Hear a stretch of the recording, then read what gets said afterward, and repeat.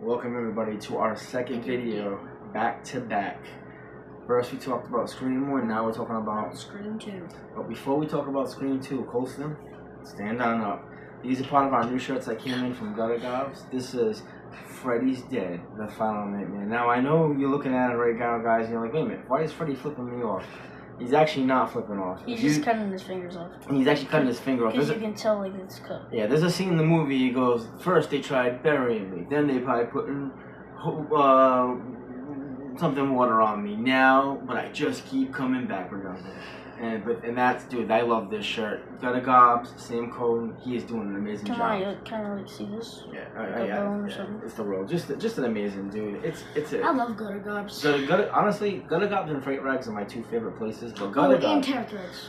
yes. Well, there's actually four. There's Terror Threads, and they're not promoting us, so we're doing this for free. There's Terror Threads, Cavity Colors, Gutter Gobs, and Freight Rags. And the two that I mainly buy from are Gutter Gobs and Freight Rags. But I'll tell you right now, Gutter Gobs is becoming my number one. It is my number one. Yeah, they have been just kicking ass with shirts.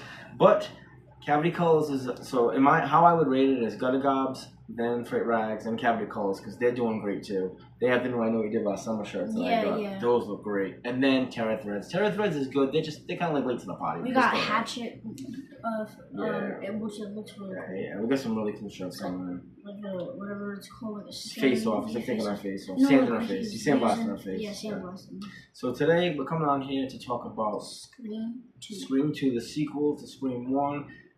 Everybody knows right now that they're filming Scream 7. Scream is great. So Scream was a movie that came out in the 90s. When the first one came on the scene, it was just iconic. It redefined horror, and it didn't take very long, maybe about a year and a half. I'll never forget, I was 18 years old. I was still in high school. Me and my girlfriend at the time, we were so excited when they were making a part 2. Went to Apple Valley Cinemas to see it. We started opening night at 7:15. I'll never forget. It was a Thursday night. We went to the movies came out back then Fridays, but some still come out on Thursdays. We went and seen it, and it's the sequel to Scream 1. So Sydney's back, Dewey's back, Gail's back, Randy's back. Cotton's out of jail because he was proven his innocence, and this time they follow Sydney out of Woodsboro, and she goes to college.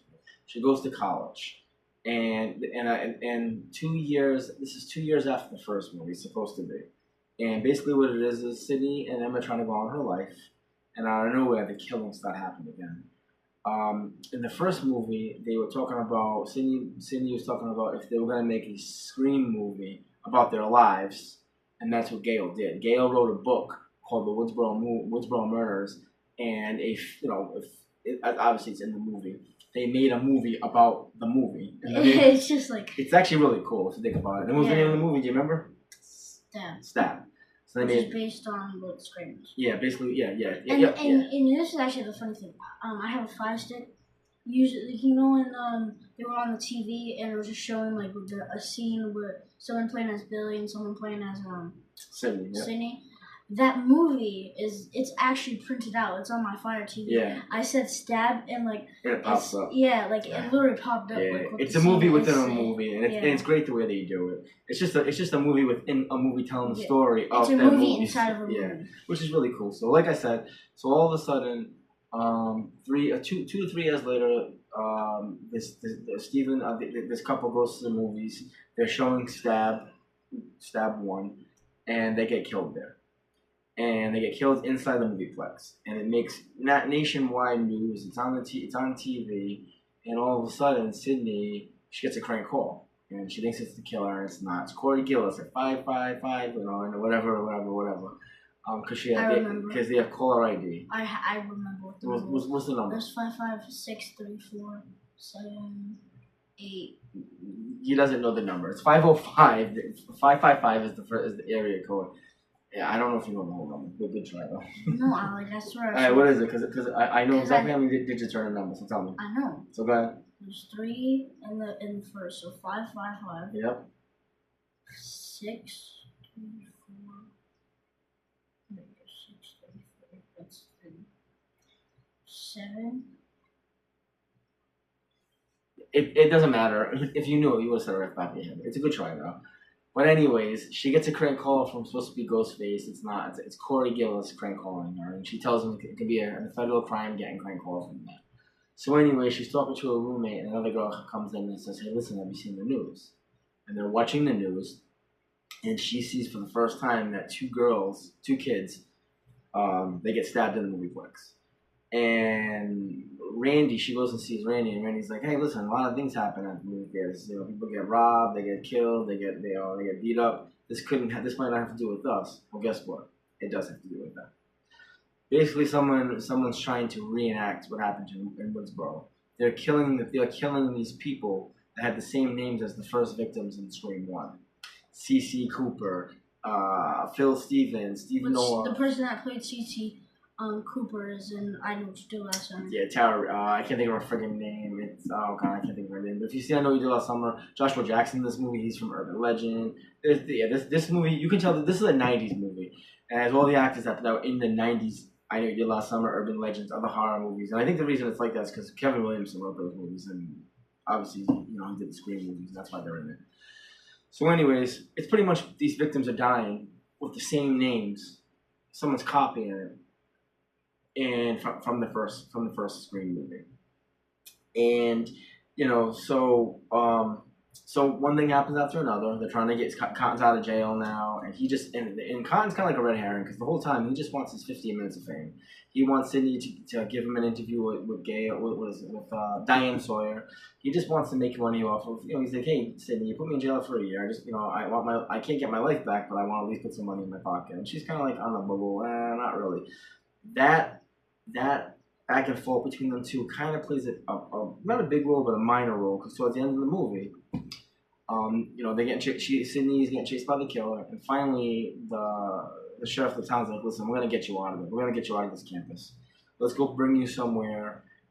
She has two security guys that she's with all the time, and she's like, "Let's take you and your roommate, pack your clothes, and get out of here." So she packs their clothes and they get out of there. And they're at a red light. Out of nowhere, Ghostface comes and attacks them and kills both guards that are guarding Sidney.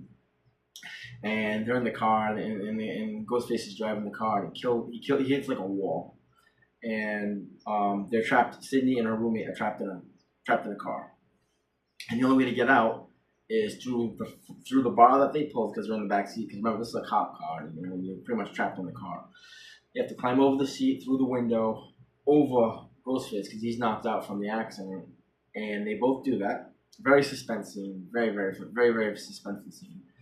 And Sidney's like, "I want to go back. If I don't, I gotta go back and see what the killer is. Because if I don't go back and see what the killer is, I'm gonna keep running my whole life." So she goes back to see what the killer is, and the killer's missing. What happens? Her friend gets killed.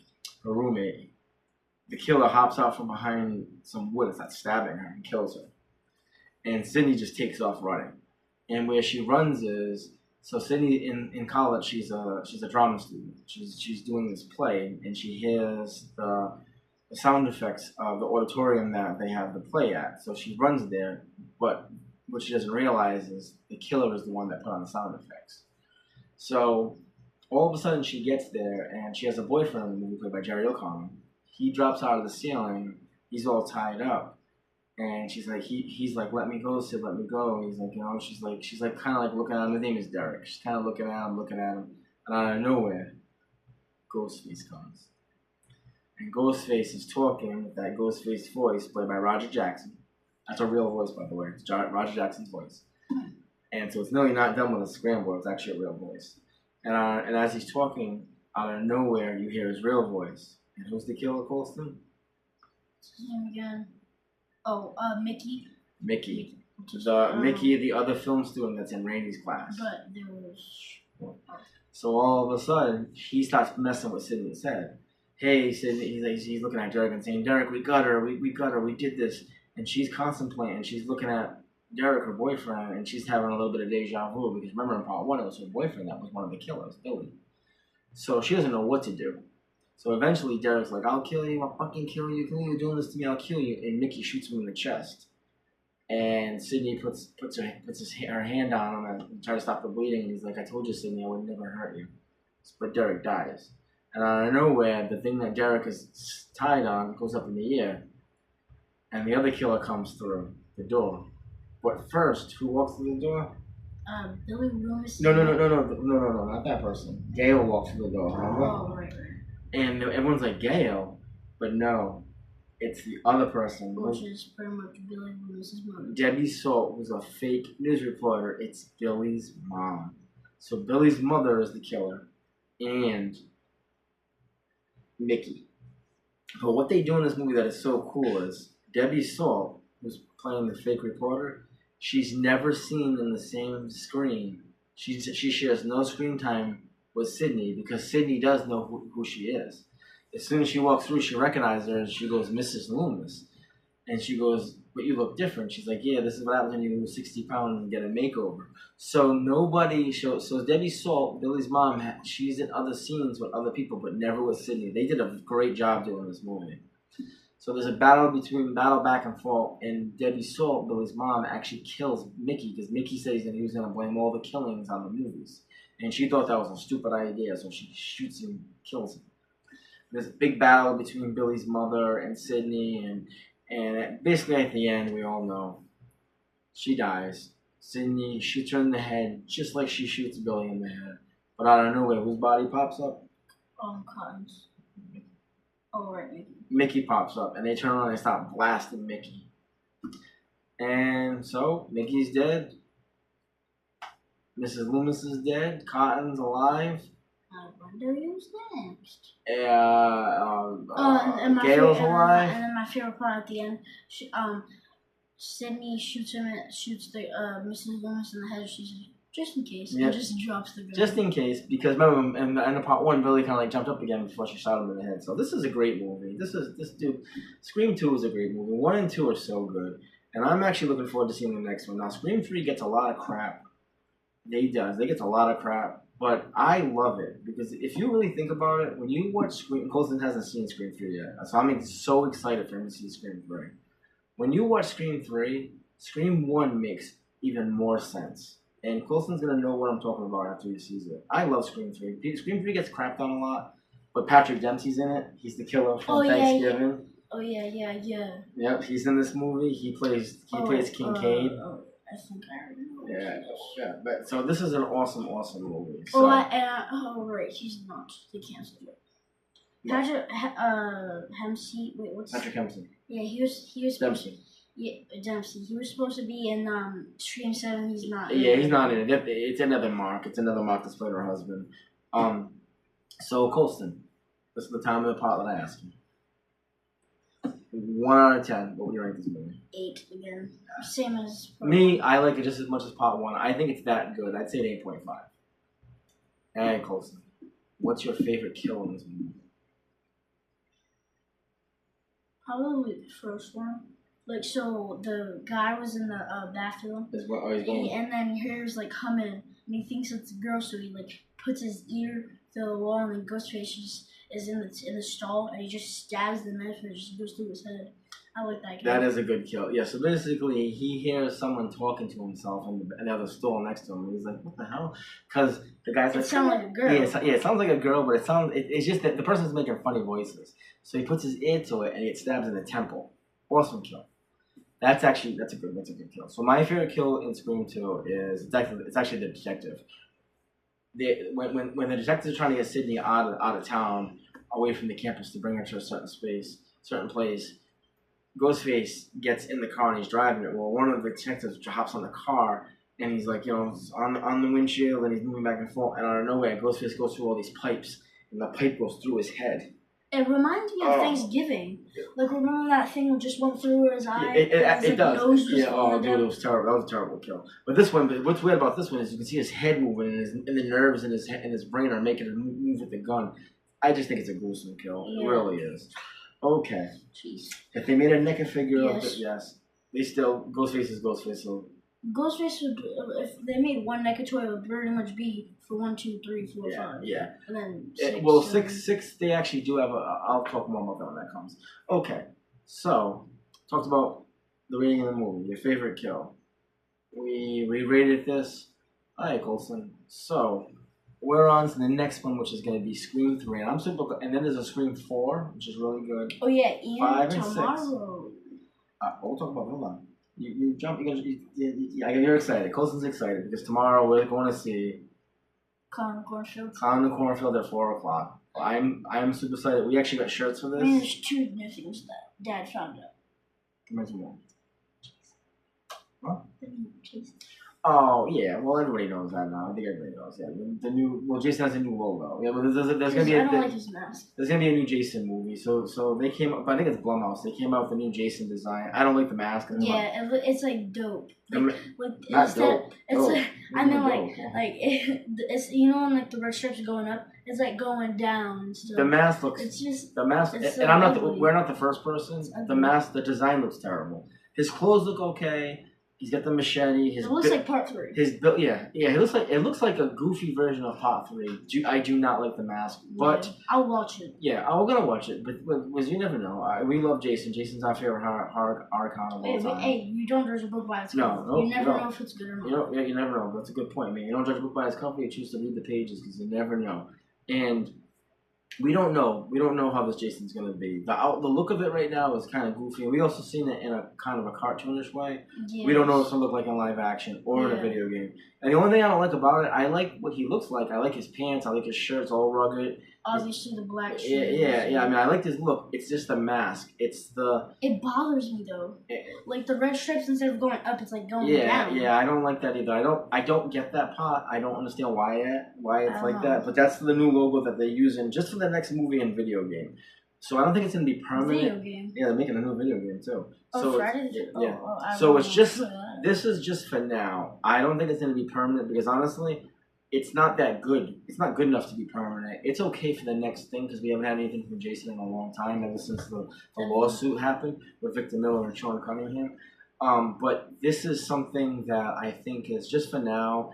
And like I said, I like the whole look. I like the look. I like the clothes. I like the pants. I like the machete. I wouldn't say the mask is bad, but it's okay. It's okay. I'd give it, like, if I had to rank it 1 out of 10, 5. I'd give it a 5. Yeah, I'd give it a 5. And I'm sorry. It's just it's like it's good and it's bad. Like 5% good and then 5% bad. Yeah. Well, 50% good, 50% bad. Until I see it. Yeah, until I see it in a movie and in a video game, I'm gonna keep my judgment at 5, but we'll see. It could look different because we like Dad showed it in like me in the cartoon way. Well, that is the way. That's the only way they've shown it. That's the only way that's what I showed you. Is like, what we don't know if like it's gonna be different. Yeah, we don't know. Or if that's just like a sneak peek. No, that's what it looks like. No, that's what it's gonna look like. That's what it looks like until we see it in something else. Yeah, I don't like it. Everybody's complaining about it. So it's not just us. It's anybody that's doing YouTube videos. Anybody out there in the YouTube world. Anybody that likes Friday the 13th.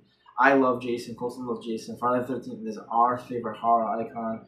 But, Dead Meat. Yeah, but I watch it. Yeah, but everybody is just crapping on it. So we'll see. We'll see what happens. But tomorrow, me and Colson at 3:55 with Leanne, we're going to see Clown in the Cornfield. We have new shirts. We're going to show that in the video.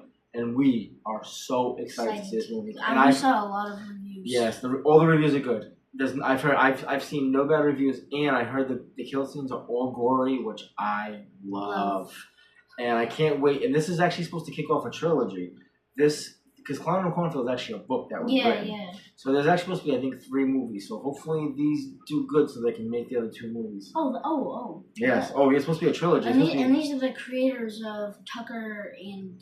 Tucker and Dale. Yeah. So, but I can't wait. I'm so excited. I love the way. Oh yeah, you know that guy you know that guy that got in Abigail, that guy that got stabbed. Yeah, he's in the movie. Yeah, he's in the movie. He plays the mayor. He plays the mayor of the town. So I'm super excited. So expect that video coming from us tomorrow. These 2 videos are gonna go out later on tonight when I'm at work. I'm gonna put them out. Clown in the Cornfield tomorrow with new shirts and a review from us. So, hey guys, I'm gonna head out of here. This is one of our longer videos, Colson. Like what you say? Make sure you like and subscribe and comment down below.